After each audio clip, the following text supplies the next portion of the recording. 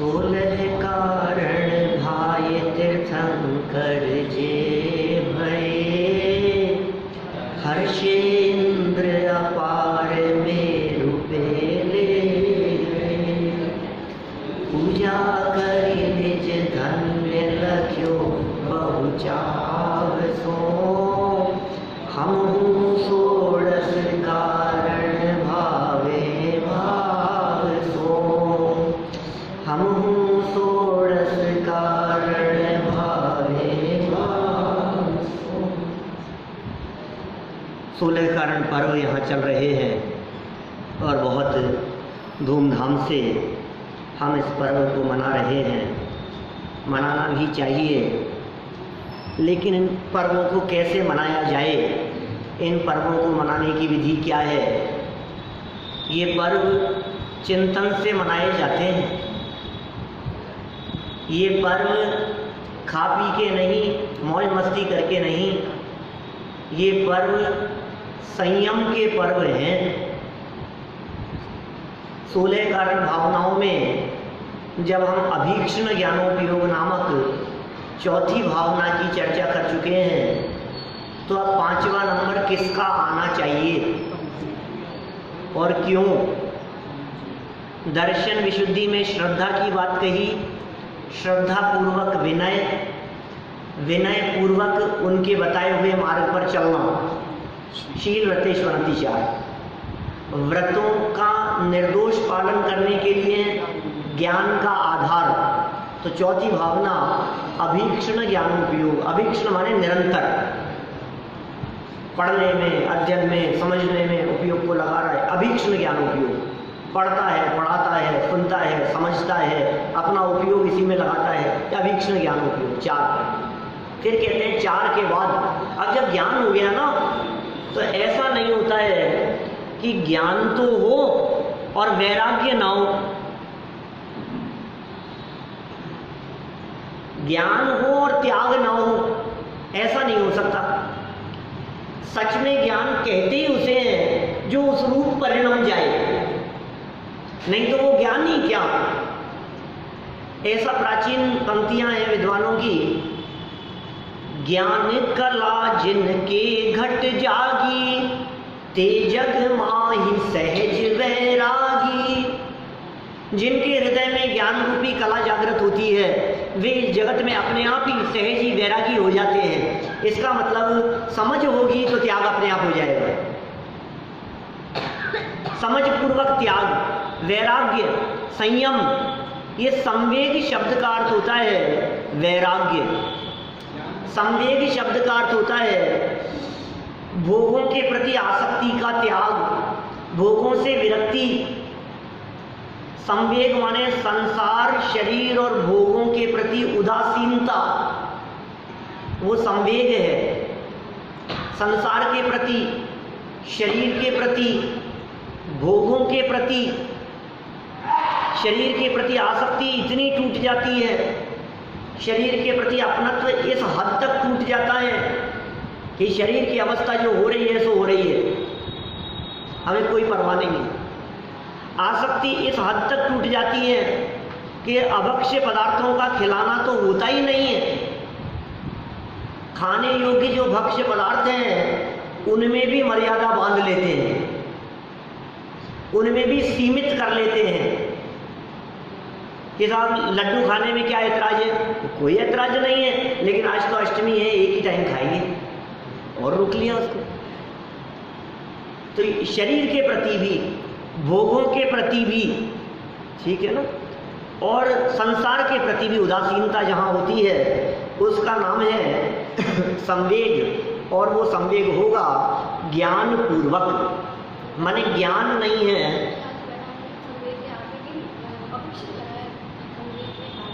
हाँ लगा लो, उसमें क्या हो गया। तो संवेग शब्द से वैराग्य झलकता है और ज्ञान पूर्वक वैराग्य की बात हमने यहाँ आपसे कही। माने जहाँ समझ होगी वहाँ त्याग अपने आप हो गया। जब आपको यह बात समझ में आ गई कि ये चीज़ जहर है तो आप नहीं खा सकते। जब आपको पता है कि इसमें बहुत करंट आ रहा है, आप इसे नहीं छू सकते।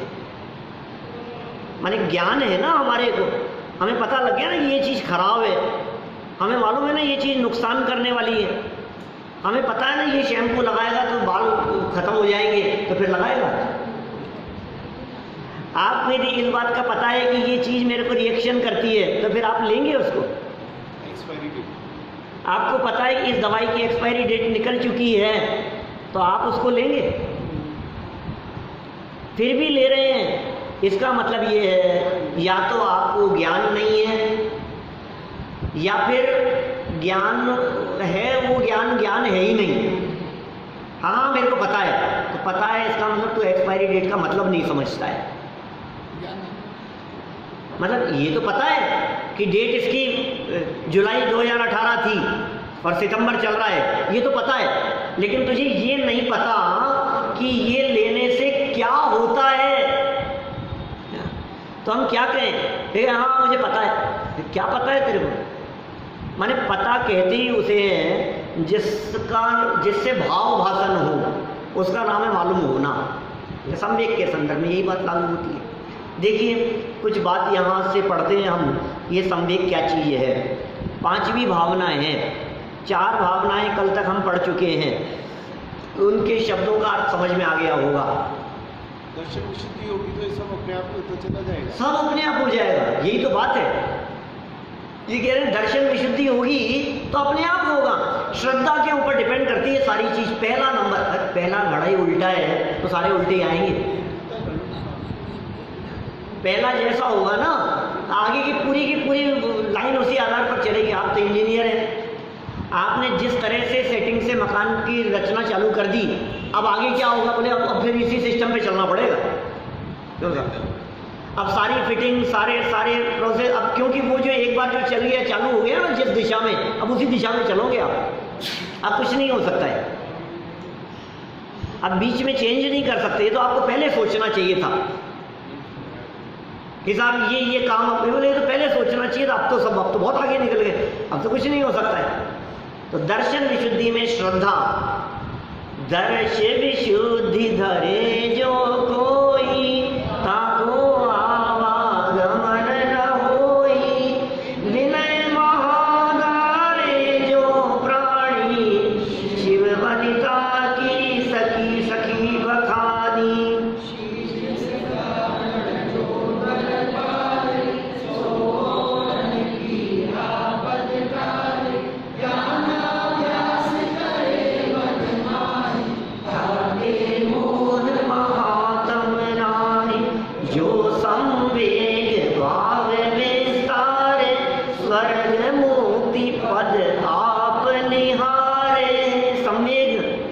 ये क्या कह रहे हैं? संवेग भाव का जो विस्तार करता है, अंदर में जिसके संवेग भाव जागृत होता है, स्वर्ग और मुक्ति पद उसे अपने आप ही प्राप्त हो जाते हैं।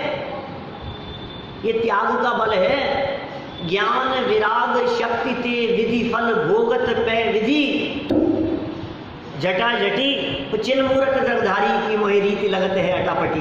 वो दौलत राम जी की पंक्तियां हैं। ज्ञान और वैराग्य की ऐसी शक्ति है। ज्ञान विराग शक्ति ते, निर्जराधिकार में ज्ञान और वैराग्य की शक्ति के बल पर निर्जरा की बात कही है। अकेला ज्ञान नहीं, अकेला वैराग्य नहीं। ज्ञान बिना वैराग्य कैसा, और वैराग्य बिना ज्ञान किस काम का? समझ पूर्वक त्याग और त्याग पूर्वक समझ। देखो, इसलिए मैं ये कह सकता हूं कि चौथी भावना को बीच में रखा और 3 नंबर और 5 नंबर की भावना में त्याग वैराग्य व्रतों की बात की, ज्ञान के दोनों तरफ। 3 नंबर क्या था? शील व्रतेश वणतिचार, शील का पालन, ठीक है। फिर 4 नंबर ज्ञान, तीसरे नंबर पे 7 प्रकार के व्रतों की बात कही। बोले व्रतों को यदि दृढ़ता से पालन करना है तो ज्ञान चाहिए, तो ज्ञान है तो वैराग्य होगा। समझ में आ गई बात? माने ज्ञान के बेस पर व्रत और ज्ञान के बेस पर वैराग्य। व्रतों के लिए ज्ञान का आधार, ठीक है ना। 10 लक्षण आने वाले हैं, भादवे का महीना चल रहा है, कोई तेला करेगा, कोई 10 लक्षण जी के उपवास करेंगे। अब यदि ज्ञान और समझ नहीं है तो क्या हाल होगा, ये सब जानते हैं। एक एक दिन का नियम लेंगे हम, और कहेंगे 10 दिन के उपवास कर लिए। आपने त्याग कितने दिन का किया? आपका तो हर दिन ये सोच करके बीत रहा है ना कि आज का दिन निकल जाए, कल की कल देखेंगे। इसका मतलब कल की भावना तो आज नहीं है। कल क्या पता साहब, कल देखो 3 तो हो गए, 5 कर लेते हैं, 5 तो हो गए, अब देखो थोड़ा खींच ही लेते हैं, अब 1 दिन और निकल गया और फिर उठा नहीं जा रहा है, परिस्थिति कैसी है, फिर क्या करें? ऊपर से मालिश, फिर ऊपर से हरी सब्जियां, फल, नींबू। आप तो आयुर्वेद के अच्छे जानकार हैं, बोलो मुंह से सेवन करो चाहे हाथ में रख करके करो, बराबर सेवन होता है वैसा। हाँ, आप ऐसा नहीं है, आप उसमें एनर्जी मिल रही है आपको। हाथ में यदि नींबू है ना तो आपको एनर्जी मिल रही है, उसका पोषण हो रहा है। वो जो पौद्गलिक वर्गणाएं हैं ना नींबू की, उनको हाथ के माध्यम से ग्रहण किया जा रहा है। देखो एक प्रैक्टिकल एग्जांपल देता हूं आपको, यद्यपि तप और त्याग में भी आगे इस तरह की चर्चा करेंगे कल भी। आपको बहुत तेज प्यास लग रही हो और आपको पानी नहीं पीना है मान लीजिए, तो आप गीली पट्टी को गले पे रख लो, आपकी प्यास शांत हो जाएगी। आपने पानी पिया नहीं है लेकिन वो पीने बराबर ही हो गया। वो कितना प्रैक्टिकल है सब लोग जानते हैं, सबको अनुभव है। उपवास के दिन यदि मौसम ठंडा हो तो प्यास नहीं लगती, ठंड के दिनों में प्यास कम लगती है। मौसम ठंडा हो तो अपने आप ही वातावरण से ही उसका फर्क पड़ता है। इसका मतलब ये है कि आप यदि हाथ में फल लिए हुए हैं, आप यदि ऊपर से मालिश कर रहे हैं, आपके पास में यदि वो चीज़ें भी रखी हुई है तो भी वो काम गलत है, अनुचित है। निर्दोष रीति से पालन करने की बात है। यहाँ तो संवेग भावों में तो संवेग हो। उमा स्वामी आचार्य की पंक्तियां तत्वार्थ सूत्र 7वें अध्याय की, वे क्या कहते हैं? संसार जगत काय स्वभावो व संवेग वैराग्यार्थम। क्या भैया? जगत काय और इनका स्वभाव, जगत का स्वरूप, शरीर का स्वरूप। आप शरीर के स्वरूप के संबंध में गहराई से चिंतन करो, आपको वैराग्य वेदना नहीं रहे। शरीर के स्वरूप का चिंतन माने अशुचि भावना का चिंतन। देह अपावन, अशुचि, अपवित्र, ऊपर से चमकदार दिख रही है, ऊपर से सुंदर दिखाई दे रहा है और अंदर में मल मूत्र हड्डी मांस खून भरा पड़ा है। ऊपर की एक पतली सी परत यहाँ से यदि उतर जाती है तो चेहरा, शरीर की ये स्थिति होती है कि हम देखना पसंद नहीं करते, हमें अच्छा नहीं लगता। एक फोड़ा हो जाए, कुछ फुंसी हो जाए, कुछ कट लग जाए, अंदर की चीज बाहर आ जाए तो हम उस चीज को देखना पसंद नहीं करते।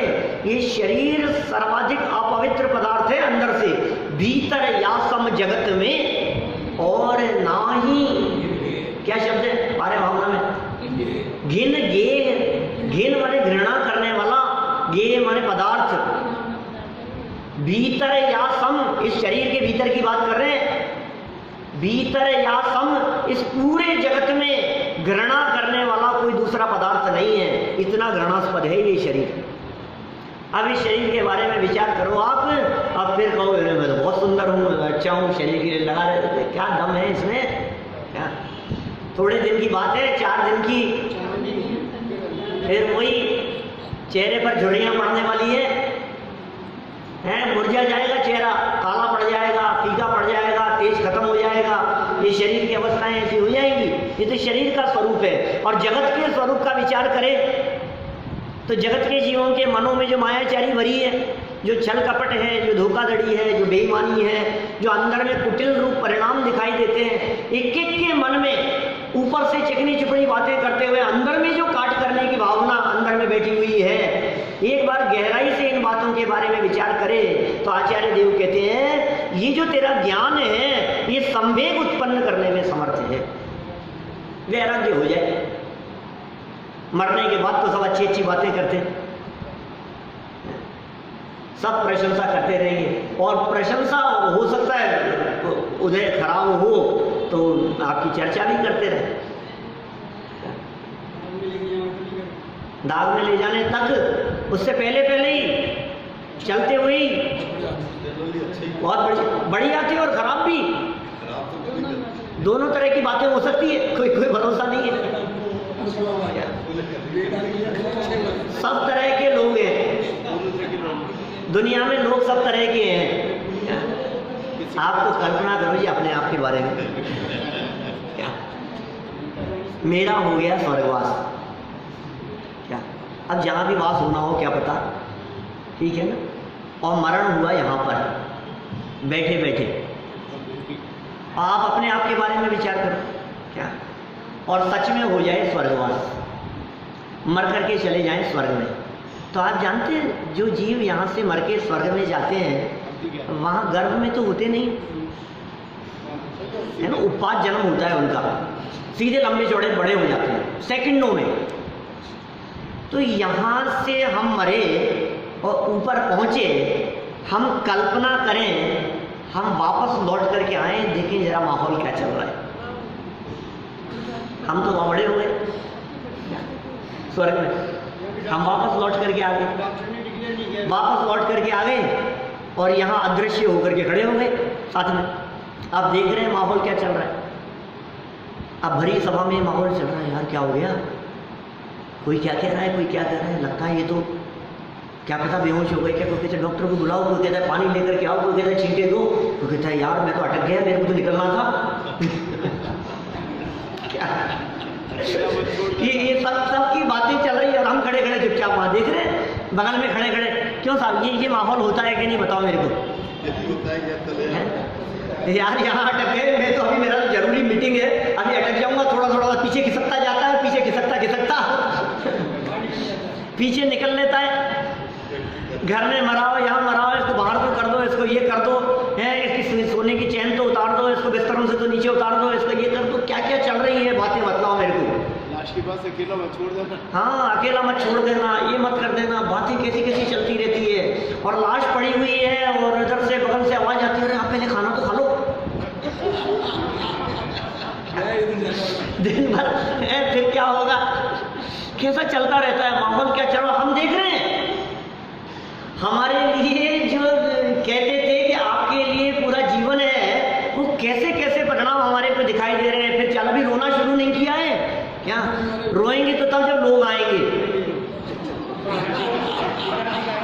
अभी तो बातें चल रही हैं, अभी तो फोन करो, अभी तो इनको बुलाओ, अभी तो ये करो, फिर लोग आना चालू हुआ और फिर रोना शुरू हो गया। मतलब कैसी परिस्थितियां दिख रही है हमारे को। शव यात्रा चल रही है, चलो कोई बात नहीं, लोग इकट्ठे हो गए, बांध दिया, तैयार हो गए। अब हमने सोचा चलो हम भी अपनी शव यात्रा में चलते हैं। अब शव यात्रा चल रही है और हम शव यात्रा के साथ साथ में चल रहे हैं। फिर क्या होगा, अब बातें चल रही है पूरे रास्ते, यार कल तो पैसे दिए थे इसको, अरे यार ये तो एक नंबर का खूसट था, ऐसा था, कोई बात नहीं, बहुत ही दुख दिए, चलो सुधर गई, चलो ये हो गई, कैसी कैसी बातें चल रही है। एक दिन निपट गया, अब घर में आ गए, क्या अब देखो सारी बातें कैसी, सब लोग अपने अपने घर चले गए, घर वाले बैठे, अरे आज तो वो टीवी में एपिसोड आने वाला है स्पेशल, चला ले तो धीरे आवाज करके, क्या टीवी चल रहा है। इतनी देर में किसी के सीढ़ियों में भी चढ़ने की आवाज आई, अरे बंद कर कोई आ रहा है। क्या हो रहा है भाई साहब, ये क्या तमाशा चल रहा है, बताओ मेरे को। और कोई आकर के बैठा और बैठ करके तुरंत चले गए, अभी तो टीवी चल रही थी कि चले जाने की बात कर रहा है। और रोता है तो क्या विचार कर करके रोता है, बताओ। घर घर में जहाँ डेथ होती है वहाँ रोने वालों के जरा शब्द सुन करके आप एक बार गहराई से विचार करो, अब बच्चे को स्कूल से कौन लाएगा, अब तो हमारे यहाँ बाजार से सब्जी कौन लाएगा, देखो सब्जी की पड़ी है, बाबूजी चले गए। अपने अपने दुख को, अपने अपने स्वार्थ को रोते हैं सब, क्या किसी को तुमसे कोई मतलब नहीं है। सच बात ये है, अब हमारे बाजार के काम कौन करेगा, वो थे तो कितने काम हो जाते थे, हैं हमने तो हमारे घर में कभी ताला ही नहीं लगाया, वो रहते थे तो घर में चौकीदारी रहती थी, तो तुझे चौकीदार चाहिए था। ये जगत का स्वरूप है भाई, ये सारे जगत का ऐसा स्वरूप